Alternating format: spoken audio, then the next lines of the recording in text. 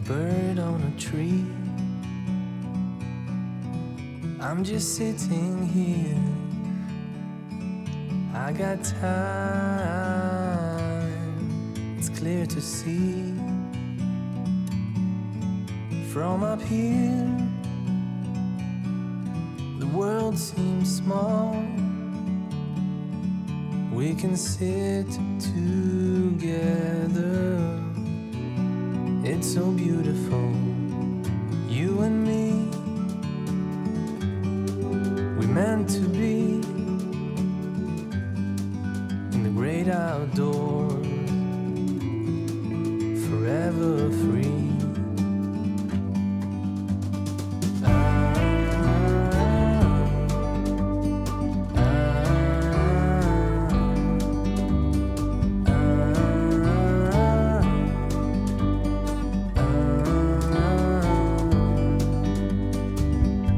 Sometimes you need to go and take a step back to see the truth around you. From a distance you can tell.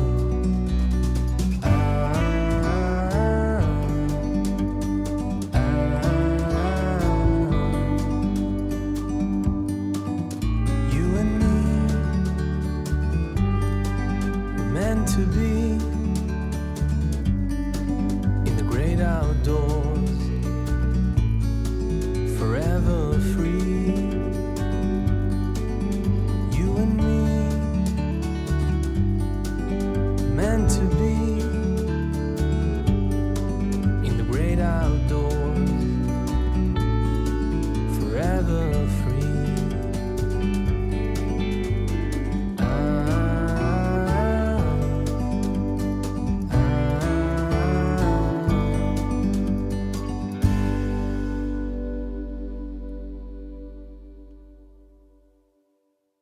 네, 어떻게 공연 감동적으로 잘 보셨죠? 네. 아주 그 뜻하지 않게 오늘 굉장히 좀 뭐랄까 가슴을 파고드는 그런 음악과 노래 소리였습니다.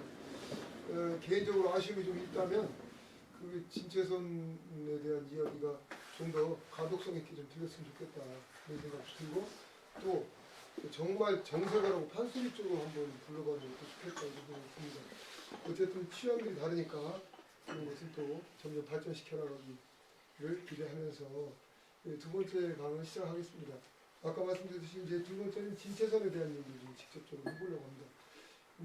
지금 앞에 차려진 다과를 좀 즐기시면서 또 뒤에서 지금 차를 내리고 계신데 맛있는 녹차를 내려주시면 같이 곁들여 드시면서 자연스럽게 강의에 임해주시면 되겠습니다. 먼저 진채선은 성이 진신 거죠? 네. 네, 그리고 채선이라는 이름인데 채선은 아무래도 기생 이름이 같아요. 그게 책자가 채색 책자, 네. 책자라고요. 신선자. 네, 서자는 신선자, 사람인데 매산자. 네. 그래서 그 의미하는 것을 보면 여러 다양한 스펙트럼을 가진 신선 뭐 이런 거니까 재주가 뛰어나고. 네, 재주가 뛰어나고 그래서 아까 뭐 예명에 소질이 있었던 사람이기 때문에 예명이지 않을까 싶어요. 네, 그렇겠죠. 학선이라고 하는 또 이름도 있잖아요. 비슷한 예. 선자 또 있는데 근데 학선이는 또 어떤 기생한테 칭하는 명칭인 줄 아세요? 어떤 상당히 길고 맞습니다. 학처럼 키가 크고 키가 크고 그런 건데 학선이 또 옥자 들어가는 그 기생들 옥파라들 네, 옥자 들어가는 기생들은 또 어떤 특징이 있는지 아세요? 기생 이름은 다 그 내력을 가지고 지어서 붙여줍니다. 네, 머리로 이제 옥자는 예쁘다. 얼굴이 아주 뛰어나게 미색이 좋은 사람을 구슬처럼 예쁘다. 옥 이렇게 하면 자 이제 그만하고 진채선의 집안은 그러면 어떤 집안인가요? 일반 평민인가요? 농업을 했나요? 아니면 뭐 양반의 후예인가요? 뭐 사실 요즘같이 뭐 주민등록증이나 뭐 가게 뭐 증명서 뭐 이게 없기 때문에 예전에 소리꾼들은 뭐 주민등록증은 없잖아요. 몇 년도에 태어나서 몇 년도 죽은지를 몰라요. 지갑이 명창인 경우에만 그래도 건삼도에 1876년부터 1841년 이렇게 하고 최선달이 1726년생이시잖아요. 그렇죠. 아, 이거 떨어지는데 이 모르죠. 다만 기록을 봤을 때 진채선 선생님은 1847년에 태어났겠다. 왜 그러냐면 20살 때 경영회구에서 공연한 것을 그 연도가 나오잖아요. 그러면 20살이고 그러면 1847년에 태어났겠다. 죽은 적은 모르고. 네. 예. 그러니까 집안 내력도 그러면 지방 내력은 뭐 아무래도 뭐 세순부가이지 않겠냐는 추측은 해볼 수가 있을 것 같아요. 특히 어머니 쪽에서. 그래서 어렸을 때 그런 것이 몸에 배에 있다가 이제 정식으로 이제 동료 선생님께서 요즘 말하면 학당을 운영을 하셨거든요. 판소리 학원. 그래서 김세종 명창이라든지 이날치 명창이라든지 많은 분들이 거기 와서 사설에 대한 거라든지 또 소리사범 통해서도 했기 때문에 뭐 그렇게 정식으로 동의정사에서 임무를 하면서 판소리를 접하게 되고 그랬을 거라고 생각이 듭니다. 혹시 이태학 교수님 저기 진채선의 성장 과정에 대해서 뭐 읽어보신 거 있나요? 논문으로 제가 읽어보긴 했는데 그런 건 잘 안 나오던 것 같아요. 그 성장 과정. 이 자료가 부족하죠. 사실 최근에 나온 논문을 보니까 이 사람이 기녀 출신이 맞냐 아니냐 이런 것도 논란이 있었나 봐요. 그런 정도니까 사실은 자세한 건 알 수 없죠. 근데 이 금방 말씀하셨던 이름만 봐도 딱 기명으로 보이니까 기녀 출신이 맞기 때문에. 그 당시에 조선 후기에 네, 기녀로 등재가 되려면 이제 관기가 되는 거잖아요. 그렇죠. 관기가 되려면 그 출신 배경은 상관이 없나요? 그러니까 예. 아까 이제 김정태 박사님 얘기한 것처럼 세승부가의 집안, 그러니까 무당의 딸이다. 무당의 딸도 관기가 될 수 있나요? 그렇지 않을까. 저 이건 정말 잘 몰라서 말씀. 물으면 넘어가겠습니다. 네. 혹시 자중에 아시는 분? 네, 넘어갈게요. 네. 근데 제 이런 생각은 들어요. 1894년에 이제 도항농민 혁명이 일어났는데 신문제도가 정식적으로 폐지가 되잖아요. 네. 그러면서 현대 오기 전에 이제 그 권번이라고 하는 교지세 때 그게 아마 1910년대, 1940년대까지 종속이 되잖아요. 그 역할인데 어쨌든 간에 우리 진채선 선생님은 이런 관기에서 정식적으로 그냥 기내에서 그냥 소리하는 일반 자유로운 신분의 여성으로 가는 부분에 있어서 선두 가수가 되었다. 예 그렇게 네, 좀 더 이상 이제 노비가 아니라 네 개인적인 프리랜서 가수가 됐다. 예 아주 재밌는 얘기입니다. 자유인? 천천히, 예, 자유인 진채선 그러니까 주제를 벌써 꼽아버리지 말고 네, 천천히 밟아가겠습니다.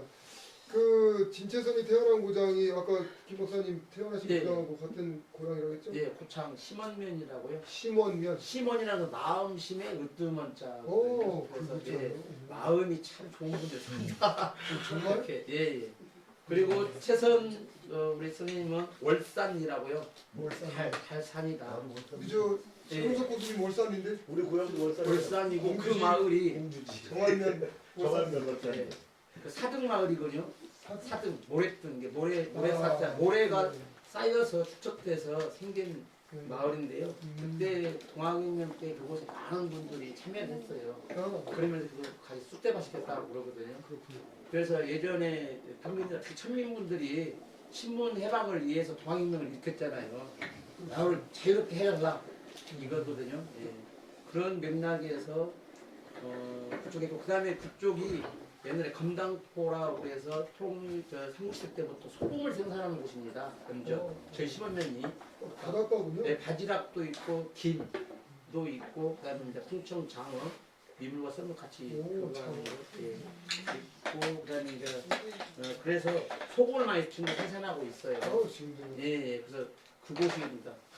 좀 소금도 나오고 네, 장어도 잡고 네. 복분자도 키우고. 복분자는 최근의 일이죠. 아 그래요? 예, 그럼 거기가 약간 경제적으로 옛날에도 조선 후기에 예, 좀 풍요로운 고장이라고 볼 수 있겠네요. 예. 그래서 고창 수박은 저쪽 고창읍이나 대산면이나 그 성송면 이쪽에 영광 넘어가는 그 빨간 표를 가지고 있거든요. 그쪽에 수박, 땅콩 뭐 그런 쪽이고요. 이쪽 바닷가 쪽은 아까 말한 대로 복분자라든지 예, 좀 풍천 고추 예. 그러면 신주요와 만남이 처음에 어느 정도 나이였을 때 이루어졌을까요? 추정도 어떻게 하시나요? 신주요가 발탁하는 시점. 그러니까 20살 때, 21살 때 그 경복궁 낙성식에 참가했으니까 아마 적어도 2, 3년 전에는 만나지 않았을까. 네. 예, 그래야 어느 정도 예능을 익혀서 무대에 설 수 있는 거잖아요. 이태원 무슨 혹시 다른 생각 있으세요?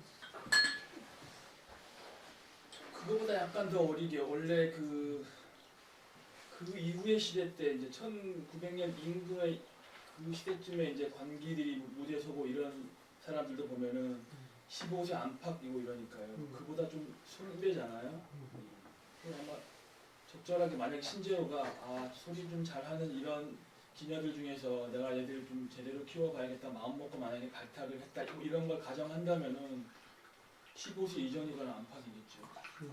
선생님 그냥 그렇죠. 하시는 것보다 한 5년 더 빠를 수도 있죠. 10세 전일 수도 있고요. 그렇죠. 그 관기였다는 기록은 있나요? 공식적으로? 없는데 옛날 기생은 일단 기본적으로 관에 등록되는 거니까 관의 재산이니까. 아니 예를 들면 관기라고 하는 기록이 없다면 이런 가정을 할 수 있잖아요. 무가 집안의 무당의 딸이야. 근데 이제 소리 좋아하고 음악을 아주 잘하는 신재호가 거기에 꽂히셨네요 아까부터. 눈에 띄는 것이죠. 네. 아니 우리 이제 도리와 관한 영화까지도 이렇게 만들어진 지경인데 진체선에 대한 실체를 조금 규명할 필요가 있어요. 왜냐하면 그리 오래된 인물은 아니잖아요. 근데 그 제가 생각하기에는 관기로 처음에 출발해가지고 그 관기 소속돼 있는데 신재호가 마음대로 사토도 아닌데 데다가 교육시킨다든지 아니면 사유할 수 있는 과정들이 좀 의심스럽거든요. 아무리 아전이라 할지라도. 그래서 이제 물론 퇴근 후에 집에서 만나 이렇게 할 수 있겠지만 그게 상당히 그 범람한 짓이기 때문에 아무리 퇴근 후기에 뭐 이렇게 지수가 깨졌다 해도 어쨌든 관아에 속한 공무원으로서는 그게 좀 부담스러운 일이 아니었나 이런 생각이 들면서 오히려 관기가 아니라 무당 출신으로서 무업을 하고 있는데 그 아이가 눈에 띈 것이죠. 또 데려다가 사람치 앉혀놓고 계속 가르치는 그런 과정을 겪지 아까 않았을까. 선생님 다른 나중에 그런데 이제 경복궁에 올려야 되니까 네네. 관기로 기적을 올려줘서 신분을 갖춰가지고 올린 거 아닌가 이런 생각도 해봅니다. 어떻게 생각하세요? 그 타이밍은 모르겠지만 이거 뭐 이야기 속에 있는 거긴 한데 춘향전에 보면 그런 게 있잖아요. 춘향가에 그런 게 있잖아요. 춘향 그 새로 이제 변학도가 와가지고 기생 정부한다고 싹 불러 그랬는데 춘향이는 안 왔잖아요.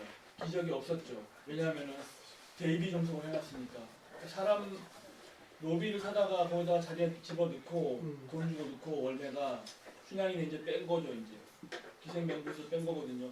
그런 것이 이제 실제로 했으니까 뭐 그런 케이스일 수도 있고 아니면 어느 시점인지 모르겠지만 한양에 올려보내가지고 대원군한테 소리를 보일 정도의 그런 기량이니까 특별히 얘기해서 올린 다음에 그 다음에 아까 선생님 말씀하신 것처럼 원래 기녀였는데 가녀로 뭐 바뀌었다고 그러는데 뭐 그런 어떤 시점이 있었겠죠. 얘는 이쪽으로 더 저기 하고 위에 가서 인정도 받았으니까 일반 관기들과는 달리 예술 더하게 뭐 조치를 취했겠죠. 네.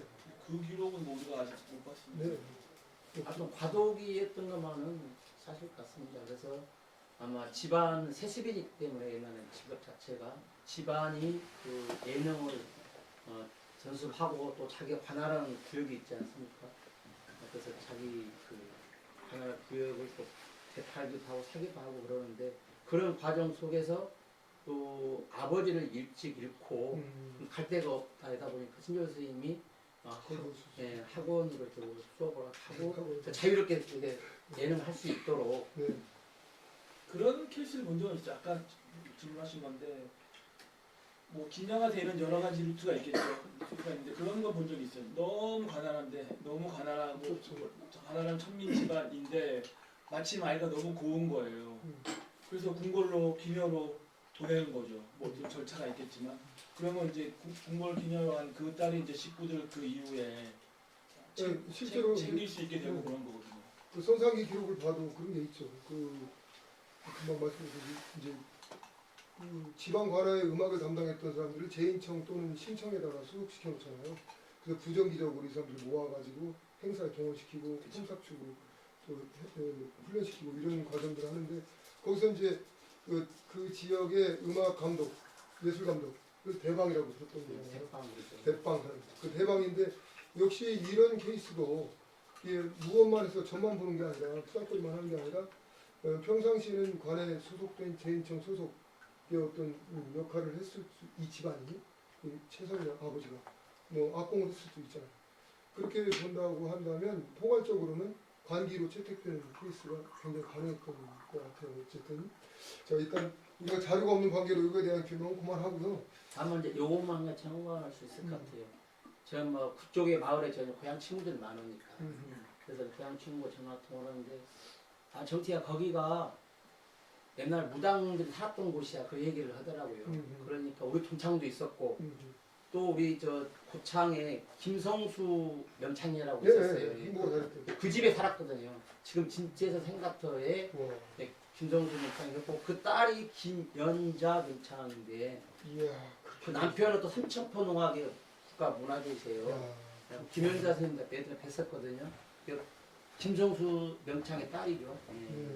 그리고 거기에 살았던 우리 동창 저는 정확히 모르는데 제 친구가 우리 동창인데 가가 거기서 이제 초등학교만 졸업하고 이제 안 가고 서울서 음악 활동을 했다고 그래요. 그러니까 그 자기가 대대로 그 음악하는 집안 이렇게 그렇군요. 물려받은 것으로 그렇죠. 알죠. 이제 특수한 계층이기 때문에 그 집의 그 거주지에 대한 거래나 예. 이렇게 변동 상황도 그 계통에 있는 사람들끼리만 하는 것이죠. 예. 이 비슷한 예로 제가 재미있는 얘기를 하나 해드릴게요. 공주에 이동백이라고 하는 일제강점기의 명창 있잖아요. 그분이 잠시 머물렀던 유서지가 있어요. 거기가 그 이동백이 머물렀던 집이라고. 그래서 가니까 물론 집은 이제 60년대 70년대 새로 지었어요. 그 집터는 분명하다는 거예요. 갔어요. 갔는데 그날 뭐 촬영을 하러 갔어요. 제가. 근데 그때 이제 제가 이제 취미로 배우는 제자 중에 법사가 하나 있어. 남자무당이. 이분이 어떻게 따라가게 됐어요. 갔는데 이분이 대문간에 들어서면서부터 막 내리는 거야. 그래서 왜 그래요? 그랬더니 누가 오시는데요? 그래 누가 왔어? 그러니까 황호통이래요. 그래. 아니 이동백이 아니고 왜 황호통이야? 아니 이동백이 아니고 황호통이서 황호통이래. 그래서 내려와서 얘기를 들어보니까 이동백이 아니고 황호통이 살았다는 거예요. 황호통도 공주 출신의 대명창이거든요. 중고조 명창. 이동백보다 선대예요. 앞서요. 1950년생이고 황호통은 이동백은 1866년생입니다. 16년 정도 앞선 거죠. 근데 황호통이라는 거예요. 그래서 이걸 어떻게 받아야 되지? 그럼 이동백이라는 건 뻥인가? 이랬는데 뻥인지는 모르겠는데 거기 오래 터줏대감처럼 머물렀던 분이 내린 것이잖아요. 그래서 바로 이런 맥락처럼 무당들이 살았던 지금 무당들끼리 그렇고 음악을 했던 사람은 음악 하는 사람들끼리 거래하고 유통하고 이런 구조에서는 그렇게 됐겠구나. 거기 아무개가 살던 집에 너 살을래? 이렇게 우리도 아는 사람들이 다 음악하는 사람이야. 그럼 우리끼리 걸어하자. 그때만 해도 그런 집단성으로 그 집을 그 당에 다 차려져 있으니까 그랬던 것 같아요. 그래서 지금 말씀하신 거는 굉장히 재밌네요. 김성수 명창 흥보가로 참 유명했던 분. 예. 다리가 약간 안 좋으시고. 예. 근데 그분이 진채선 집터에 살았다는 얘기. 아마 진채선 이전부터도 계속 물려왔던 집이에요. 김토산 그 외로 뭐 이나차 계열 김토산 있잖아요. 예. 그래서 재밌네요. 오늘 또 새로운 사실을 알게 되었습니다. 김성수 명창에 관련해서. 우리가 이 진채선을 얘기하고 있는데 진채선이 21살에 우리 나이로 21살이겠죠. 조선 나이로 21살에 경복궁에 있는 경회로 낙성식에 낙성연에 한마디로 이제 뽑혀서 올라간 거죠. 대웅군이 집정하시기에 이제 누구야 동리 신재우 선생이 이 출중한 기념활동에서 올려 보낸 거죠. 그 아마 선상기 제도에 따라서 그 지방 관아에 필요한 기녀들이나 또 무녀들이나 이런 무희들 이런 것을 이제 계속시켜가지고 몇 명씩 뽑아 올리라고 통보를 보내거든요. 그러면 그걸 뽑아 올려가지고 각 관아마다 올려줘요. 그것을 이제 그 사람들을 모아서 훈련을 적당히 시켜가지고 국가 행사에 쓰는 거죠. 이것이 이제 선상기 제도인데 아마 이 진채선이 남장을 하고 갔다는 기록이 있잖아요. 그렇게 올라가서 그거는 뭐 기록에 있는 건 아니죠.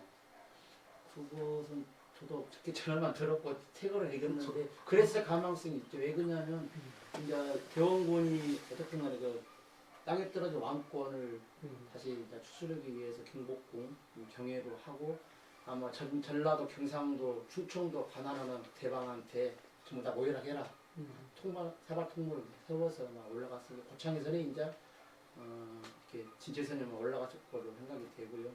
그래서 여자가 소리를 하진 않았기 때문에 그때까지만 하더라도 판소리는 남자의 전유물이었잖아요. 그 판소리가 처음에는 이게 소리주가 아니라 이야기도리였을 거다.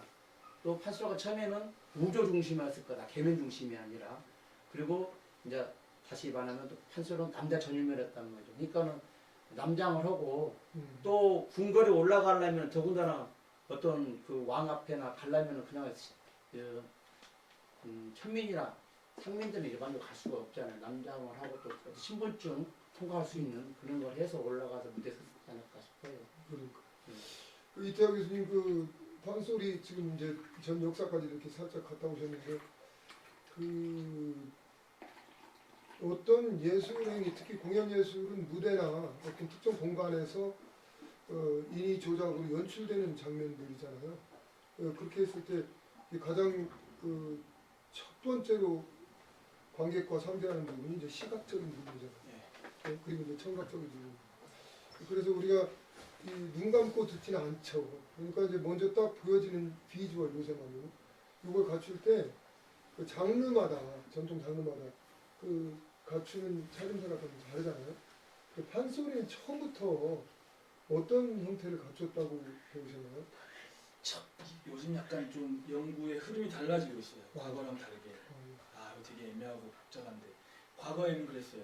판소리는 대중들이 민중들이 좋아하던 예술이다, 음악이었다. 그래서 민중 속에서 꼽힌 예술이다 그랬는데 최근에 약간 트렌드가 다른 게 뭐 민중 속에서 하긴 했겠죠. 그런데 이게 판소리야라고 이제 장르적으로 이제 그러니까 그전 형태가 있을 거잖아요. 이거부터 판소리야라고 할 수 있을 정도로 판소리가 정립된 시기에는 그런 것이 아니고 양반들 나쁘게 얘기하면 눈치를 봐야 된다고 해야 되나 아니면 양반들의 취향에 맞추어서 이렇게 부르고 해서 그러니까 뭐 후기 팔명창 전기 팔명창 말고 후기 팔명창 정도 되는 시대에 보면은 대부분 다 뭐 대원군이나 아니면은 신재호도 마찬가지죠. 신재호라는 사람이 이렇게 옆에서 서포트하고 뭐 이렇게 관리를 해서 명창들이 큰 거잖아요. 그 말은 뭐냐면 문자를 좀 아는 사람들에게 의지도 했고 그분들을 의식해서 이분들에게 맞는 소리를 해야 소리꾼으로 계속 살 수 있다 이런 거죠. 그래서 요즘은 그런 말씀들을 하시죠. 판소리는 민중적인 예술이라기보다는 철저하게 나에게 소리값을 줄 수 있는 사람을 위해서 닦았고 그걸로 전승했고 그렇게 해온 예술이다 그러죠. 그렇게 따지면은 전에 질문하신 게 복장이 어떻겠느냐 하면은 정식으로 판소리 할 때는 갖추고 했겠죠. 지금 우리 명창들이 하시는 것처럼 갖추고. 왜냐면 앞에 굉장히 높고 나를 서포트하거나 나에게 먹고 사는 걸 해줄 수 있는 사람. 제일 높은 사람은 아시다시피 그 전에 뭐 임금들도 있었잖아요. 임금들 뭐 철종, 훈종 이렇게 임금들도 있었고 그 이후로는 이제 대원군이 있었고 고종이랑 그 밑에 순종까지도 이렇게 왕들까지도 이렇게 하잖아요. 그 왕 앞에서 뭘 해야 된다? 그럼 당연히 제대로 갖춰야겠죠. 남성이 제대로 갖춰서 한다. 한 것이고 그 전에 뭐 그냥 옷을 입고 하기도 했겠죠. 광대가 했는데 그거는 판소리보다 약간 앞선 단계의 그 어떤 애매한 본격적인 장르로서 판소리로 명명하기 좀 이전 단계. 그렇죠. 예, 네. 그럴 거라고 생각해요. 요새 트렌드가 그거군요. 요즘 그런 논의들이 나오고 있죠. 네. 배현정 선생님이 그런 말씀 많이 하시고. 그러니까 모흥갑이 평양 그 감사항에서 했던 네.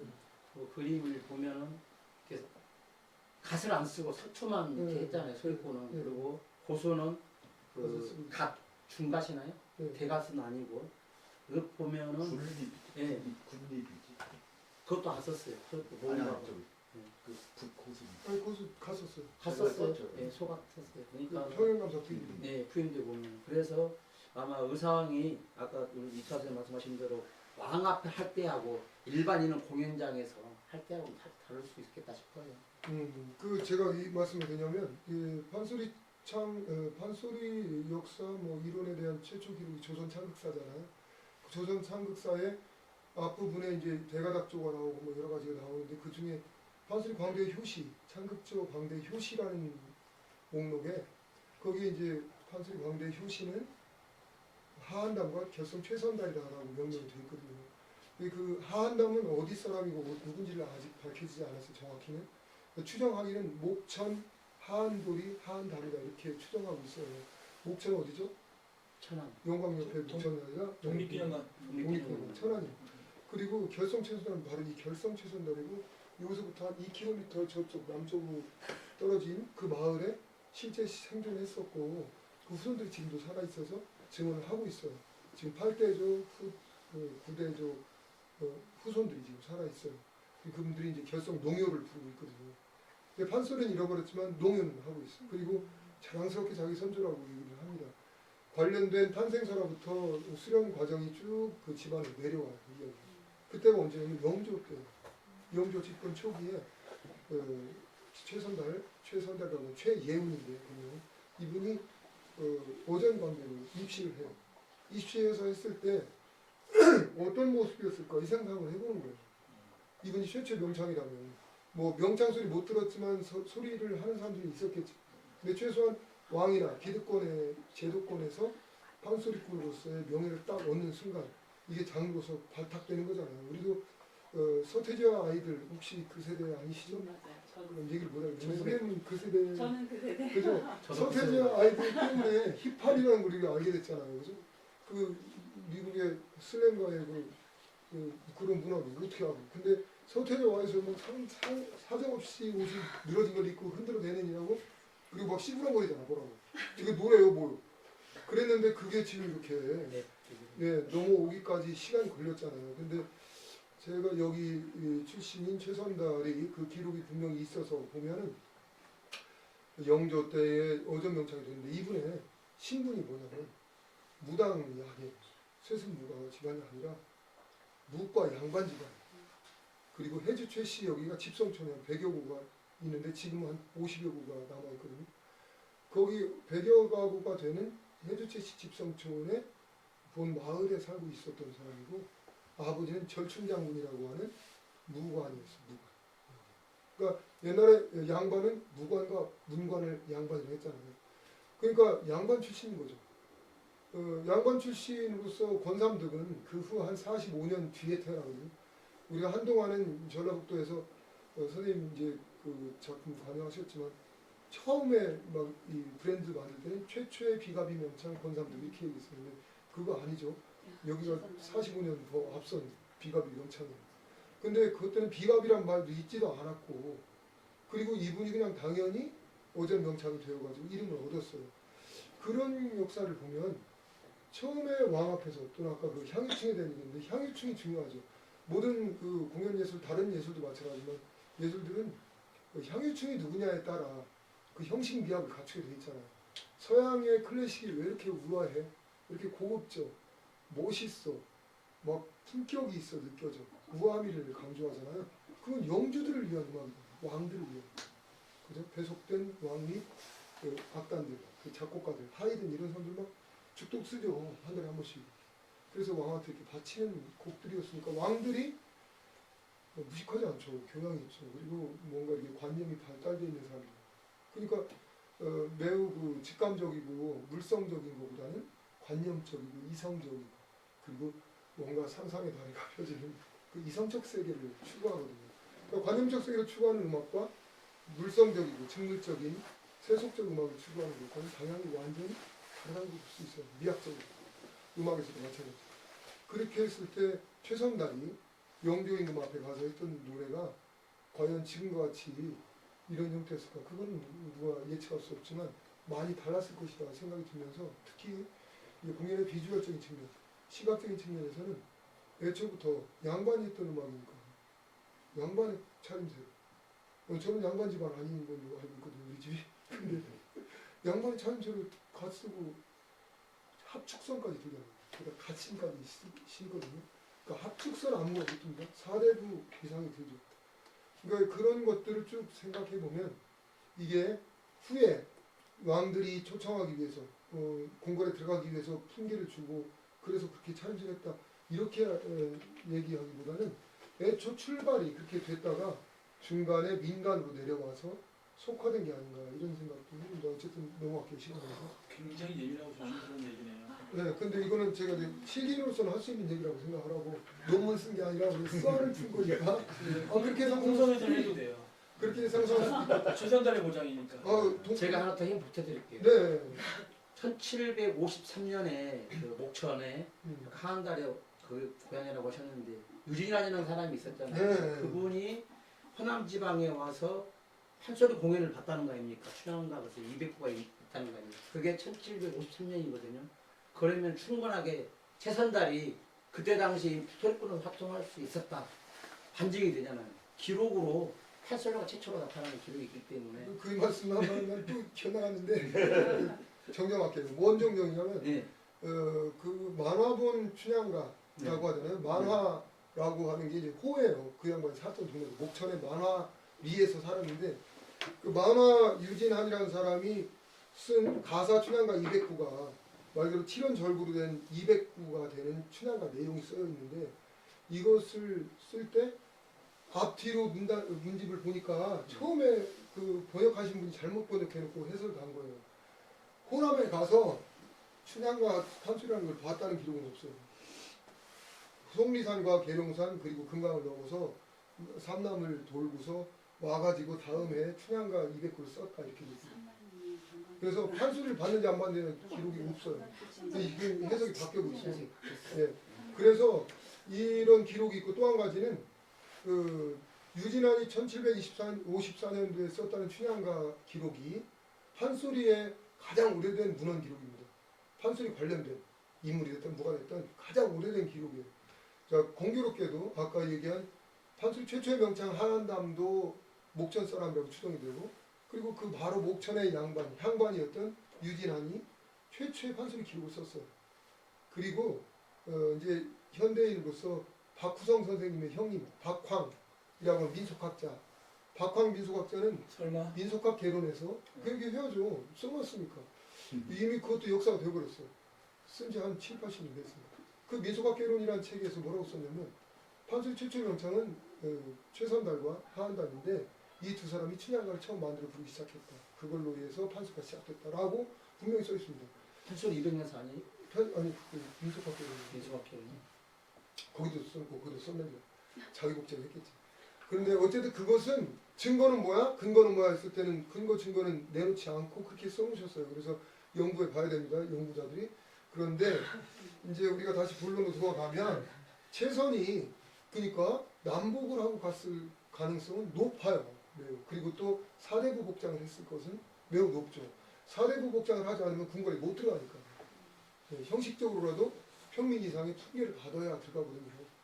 그래서 그 최선이 들어가서 과연 낙성시에 가서 경연대회를 했다는 기록 뭐 그런 썰도 이렇게 써놓은 게 있어요. 더러들 경연대회를 했답니까? 그러니까 요즘에 생각하는 심지어는 김세정, 박만순과 함께 경연을 겪었는데 거기서 장원을 했다 이렇게 써놓은 게 있더라고요. 예. 그래요? 인터넷에 그런 거 있을 수가 없죠. 그 인터넷에 그렇게 써 있더라고요. 진채산하고 뭐 그 선생님들하고 경연 대회를 한다고 있을 수 없고 명칭은 그런 게 있어요. 그 일제 시대 때 명칭 중에 지금도 쓰는 말인데 명창 대회, 명창 대회 그래요. 네. 우리는 경연 대회에 되게 익숙하잖아요. 그래서 대회 그러면 그 대회를 생각하는데 그게 아니고 크게 모여가지고 하는 거예요. 그냥. 공연이죠. 그래서 명창 대회 그러면은 뭐 유수의 명창들과 뭐 후배들과 이렇게 모여가지고 하는 거지. 1, 2등 다 경연대회는 아니고 그렇죠. 콩쿨이 아니라 콘서트라는 게 낙선원에 가가지고 경연 대회를 할 이유가 없고 할 필요도 없고 맞지도 않죠 구색이. 그거 인도네시아 진체선 치면 대부분 그게 나와요. 예, 그거 낙성식에 대한 요즘 말로 간단한 기념식을 하고 음, 뒤풀이로 가무악을 그렇죠. 음식과 함께 이 차와 꼭 함께 난다긴다는 그 당시 선생님들 다 나왔는데 거기서 경연 대회를 한다고 말이 안 돼. 인터넷에 그 정정을 해주시기 바랍니다. 이제 최선이 그래서 이제 21살에 낙성연에서 인기를 얻고 또 속설엔 이런 말 있잖아요. 대원군이 저 녀석이 남자 같지가 않은데 수상하다. 몸을 수색해라. 그래서 요정들이 가서 수색을 하니까 여성입니다. 그래서 무릎을 꿇고 사죄를 했는데 목숨을 부지를 못 받을까 봐 지금 하나님을 속인 거잖아. 나라님을 속인 거잖아. 그래서 이렇게 벌벌 떨었는데 대원군이 호탕하게 허하노라 라는 그런 설이 있었다면 그것도 맞나요? 목 처음에 내면 3초 만에 알지 그걸 어떻게 예. 그것들 뭐 만든 거겠죠 재밌자고. 네. 그래서 그 전설적인 인물은 이런 여러 가지 그 설화가 막 풍부히 상상력으로 만들어져 가지고 덧붙여지죠. 근데 기록인지 아닌지 모르겠는데 근데 한복을 사대부 복장을 하고 이제 소리를 했다 그러잖아요. 그게 네. 사실인지 아닌지 모르겠는데 제가 최근에 오늘 원래 여기 오셨어야 될 최혜진 교수님 논문에 보니까 무슨 얘기가 있냐면은 그 이후로 진채선이 남장을 하고 소리한 기록은 없다 그랬거든요. 그 이후로 그러면 낙성현에서 한 것은 기록이 어딘가에 있나 봐요. 뭐 공식 기록인지 뭔지 모르겠지만 누군가의 전원인지 모르겠지만 딱 한 번만 그렇게 했던 것 같아요. 전원에 대한 코멘트 아니었을까요? 그러니까 그 원 출처가 어딘지 모르겠는데 그 한 번 이후로는 아무튼간에 남장을 하지 않은 거죠. 최선이 낙성형이 끝나고서 그 이후에 그 대원군과의 관계가 어땠나요?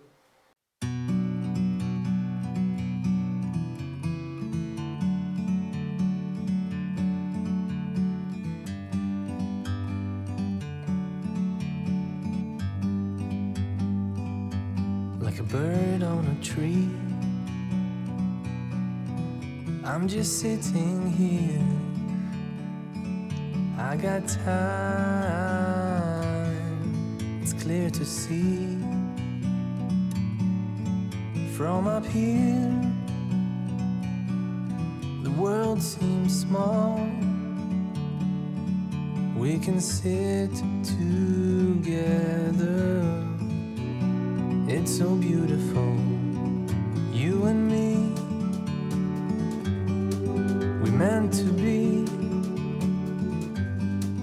in the great outdoors, forever free.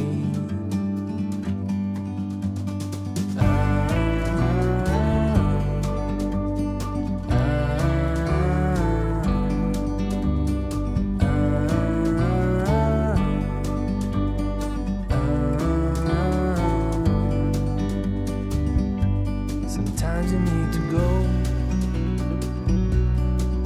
and take a step back to see the truth around you.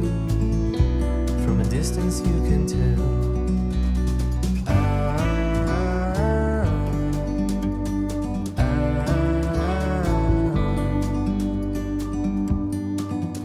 You and me were meant to be